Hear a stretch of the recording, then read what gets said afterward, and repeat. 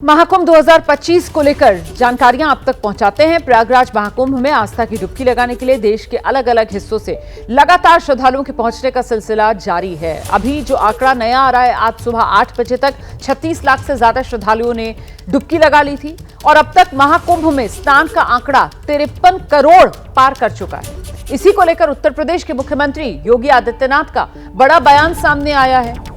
महाकुंभ दुनिया का सबसे बड़ा धार्मिक आयोजन बना, 53 करोड़ लोग आस्था की डुबकी लगा चुके हैं। आस्था को सम्मान मिलना चाहिए, इससे यूपी की जीडीपी को फायदा होगा। विपक्ष के आरोपों पर भी मुख्यमंत्री योगी आदित्यनाथ ने पलटवार किया है। उन्होंने कहा, विरोध करने वालों ने हमेशा विरोध किया है। इन लोगों ने अयोध्या में सड़क चौड़ी करने का भी विरोध किया। इन्होंने काशी विश्वनाथ कॉरिडोर का भी विरोध किया। विकास के लिए इच्छा शक्ति होनी चाहिए।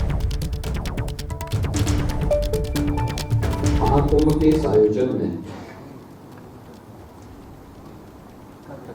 जो अब तक दुनिया का सबसे बड़ा आध्यात्मिक और सांस्कृतिक आयोजन बन चुका है, अब तक 53 करोड़ श्रद्धालु जन मां गंगा, मां यमुना और मां सरस्वती की त्रिवेणी में आस्था की पावन डुबकी लगा चुके हैं। अगले 9 दिनों तक यह उत्सव इसी रूप में चलने वाला है। देखिए, महाकुंभ को लेकर श्रद्धालु में जबरदस्त उत्साह है। देश विदेश से लगातार श्रद्धालु जो हैं वो तीर्थराज प्रयागराज पहुंच रहे हैं। संगम में पवित्र डुबकी लगाने के लिए अलग अलग शहरों से लोग ट्रेन के जरिए भी प्रयागराज पहुंच रहे हैं। तस्वीरें आपके सामने हैं और देखिए, इसी वजह से जो रेलवे स्टेशन हैं वहां पर श्रद्धालुओं की भारी भीड़ देखने के लिए मिल रही है। आप जो तस्वीरें देख रहे हैं वो अयोध्या की तस्वीर, प्रयागराज की तस्वीर, मध्य प्रदेश में कटनी, जबलपुर की तस्वीर, उत्तर प्रदेश के फिरोजाबाद की तस्वीर भी आपके सामने है और साथ ही नई दिल्ली रेलवे स्टेशन की तस्वीर भी आपके सामने है। देखिए, हर तरफ एक सी ही स्थिति बनती हुई नजर आ रही है। सिर्फ और सिर्फ श्रद्धालुओं का हुजूम है। सीधे आपको लेकर चलेंगे। हमारे साथ हमारे सहयोगी इस वक्त मौजूद हैं। प्रयागराज से मोहम्मद मोइन हमारे साथ जुड़ गए हैं। दिव्यांकर तिवारी नई दिल्ली रेलवे स्टेशन से हमारे साथ हैं। पहले जरा मोहम्मद मोइन का ही रुख कर लेते हैं और मोहम्मद मोइन से जानते हैं, तीर्थराज प्रयागराज और अभी भी श्रद्धालुओं के आने का सिलसिला जस के तस जारी है। बड़ी संख्या में श्रद्धालु अभी भी पहुंच रहे हैं। मोहम्मद मोइन, इसको देखते हुए यहाँ प्रयागराज में रेलवे की तरफ से क्या फैसला लिया गया है?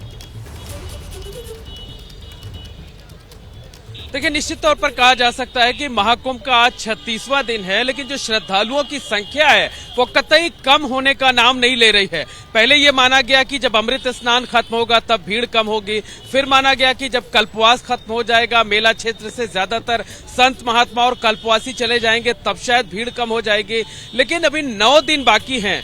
वीकेंड के इसी तरीके से लेकर माना गया कि फ्राइडे, सैटरडे, संडे वीकेंड खत्म होगा तब भीड़ कम हो जाएगी, लेकिन ये सिलसिला खत्म होने का नाम नहीं ले रहा है। श्रद्धालुओं की संख्या कतई कम होने का नाम नहीं ले रही है। ये इस वक्त हम मौजूद हैं रेलवे स्टेशन के बाहर और ये एक सड़क है कि रेलवे स्टेशन से कितनी बड़ी संख्या में हर वक्त जो यात्री है, जो श्रद्धालु हैं, निकल रहे हैं। ये इन तस्वीरों को देखकर आप अंदाजा लगा सकते हैं। पूरी सड़क श्रद्धालुओं की भीड़ से इसी तरीके से खचाखच भरी रहती है।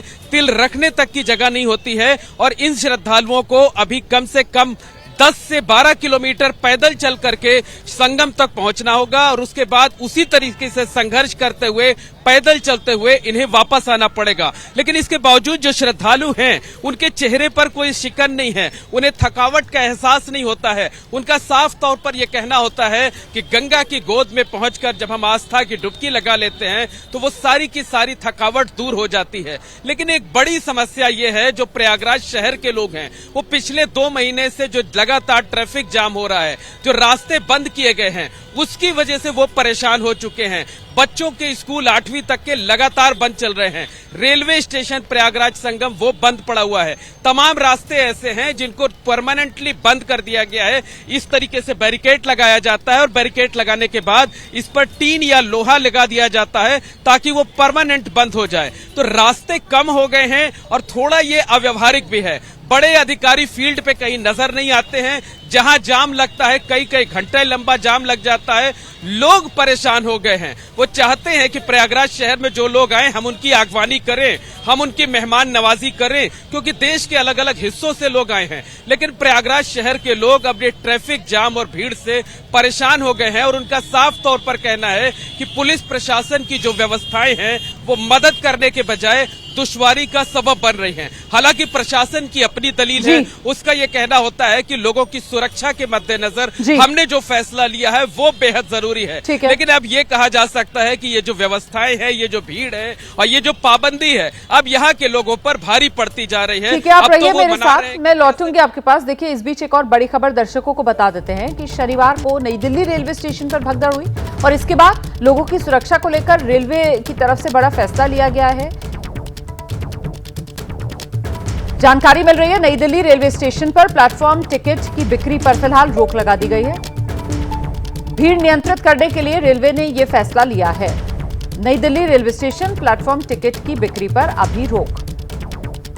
सीधे आपको लेकर चलेंगे, हमारे साथ हमारे सहयोगी दिव्यांकर इस वक्त मौजूद हैं और जरा दिव्यांकर से ही जानते हैं। दिव्यांकर, अब कदम उठाए जा रहे हैं रेलवे की तरफ से नई दिल्ली रेलवे स्टेशन पर भीड़ को नियंत्रित करने के लिए, जिसमें प्लेटफॉर्म टिकट की बिक्री पर रोक से लेकर सीआरपीएफ की तैनाती और वहां प्लेटफॉर्म्स पर हम देख रहे हैं किस तरीके से रस्सियां बांधकर व्यवस्था बनाने की कोशिश की जा रही है। इसका असर, सकारात्मक नतीजा कुछ नजर आ रहा है रेलवे स्टेशन पर, दिव्यांकर?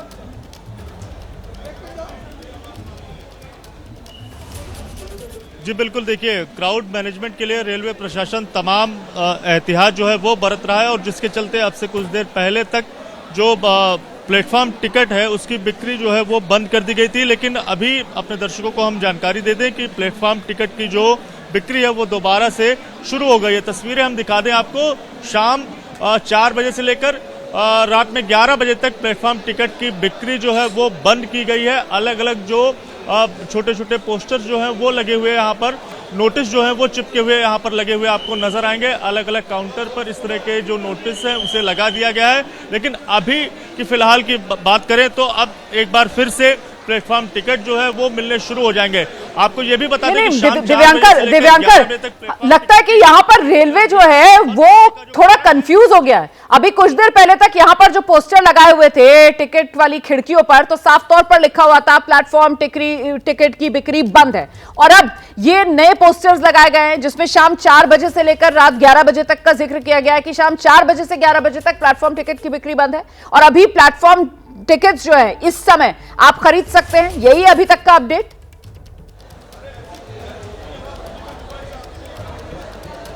जी बिल्कुल, अभी आप फिलहाल खरीद सकते हैं। अब से कुछ देर पहले जब प्लेटफॉर्म टिकट की बिक्री बंद हुई थी तो खिड़की से जो टिकट हैं वो भले ही नहीं मिल रहे थे, लेकिन कोई भी जो यात्री है वो अगर नई दिल्ली रेलवे स्टेशन पर पहुंच रहा था तो वो आराम से 10 रुपए खर्च करके ऑनलाइन जो प्लेटफॉर्म टिकट है उसे खरीद सकता था। लेकिन लगातार जो रेलवे प्रशासन है वो एहतियात बरतते हुए इस तरह की जो सावधानीपूर्ण कदम है वो उठा रहा है और इसी के चलते भीड़ को कंट्रोल करने के लिए जो प्लेटफॉर्म टिकट है उसकी बिक्री जो है वो बंद कर दी गई थी। और शाम 4 बजे से लेकर रात में 11 बजे तक इस वजह से रेलवे प्रशासन ने जो प्लेटफॉर्म टिकट की बिक्री है उसे बंद किया गया है, क्योंकि शाम के समय कई जो स्पेशल ट्रेनें हैं वो प्रयागराज वाले रूट पर चलती हैं, कई ट्रेनें जो है वो बिहार के रूट पर चलती हैं, तो कई स्पेशल ट्रेनें जो प्रयागराज कुंभ के मद्देनजर लगाई गई हैं उसमें जब यात्री जो सफर करते हैं और उनके साथ तमाम जो परिजन है वो भी उन्हें स्टेशन पर छोड़ने के लिए आते हैं, तो ऐसे में संख्या जो है वो उनकी बढ़ जाती है। भगदड़ वाली जो स्थिति शनिवार को देखने को मिली,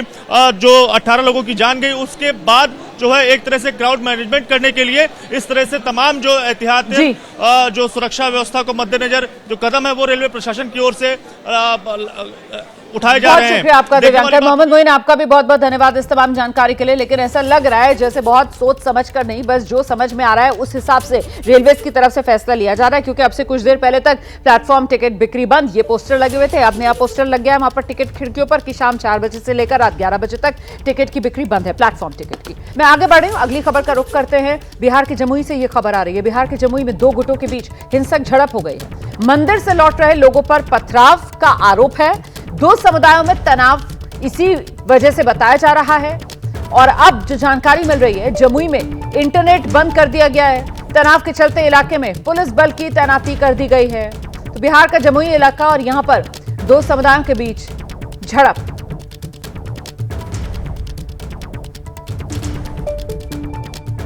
यहाँ पर पहुँचने के बाद ये पता चला कि दो पक्षों के बीच में कुछ बातों को लेकर बाताबाती हुई, जिसमें ये स्थिति हुई है।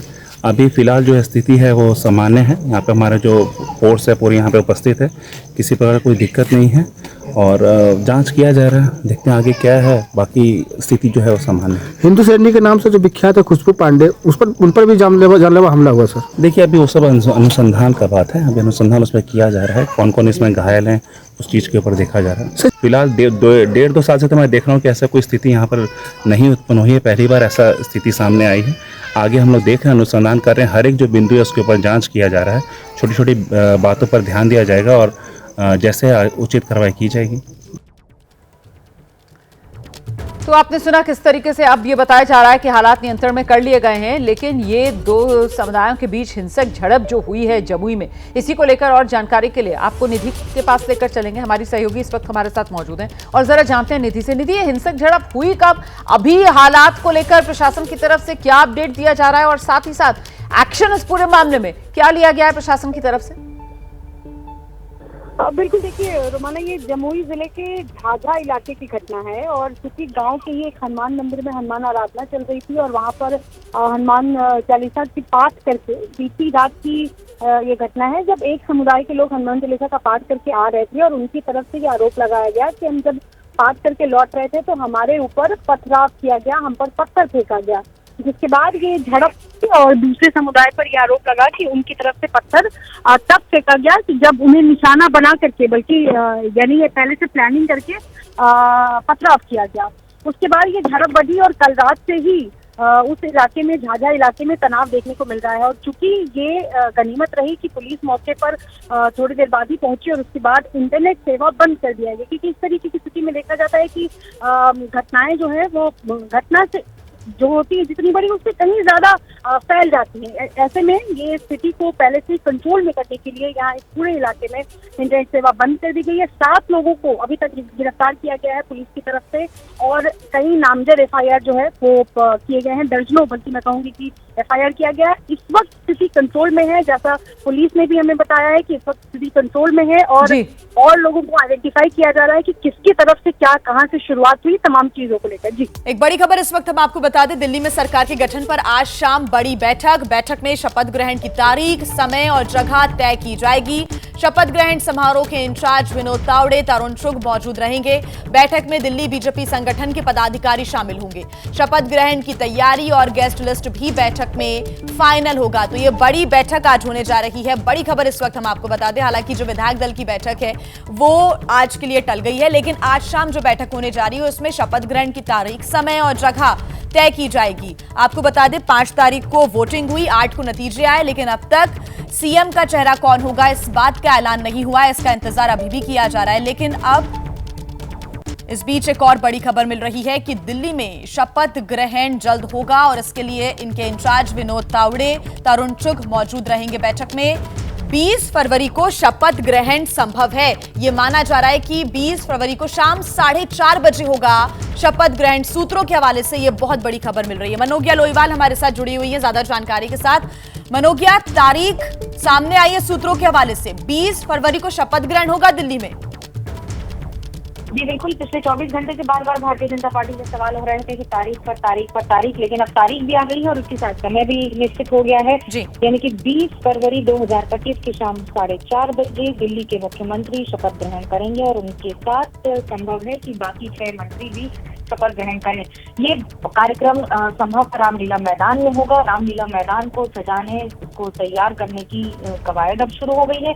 उसके साथ साथ ये भी एक बड़ी बात है कि इस बार जो पूरा शक्ति प्रदर्शन के तौर पर इस पूरे कार्यक्रम को रखा जा रहा है, इसमें देश भर से भारतीय जनता पार्टी के सभी मुख्यमंत्री और उप मुख्यमंत्रियों को न्योता भेजा जाएगा कि वो इसमें सम्मिलित हों और इसमें शिरकत करें।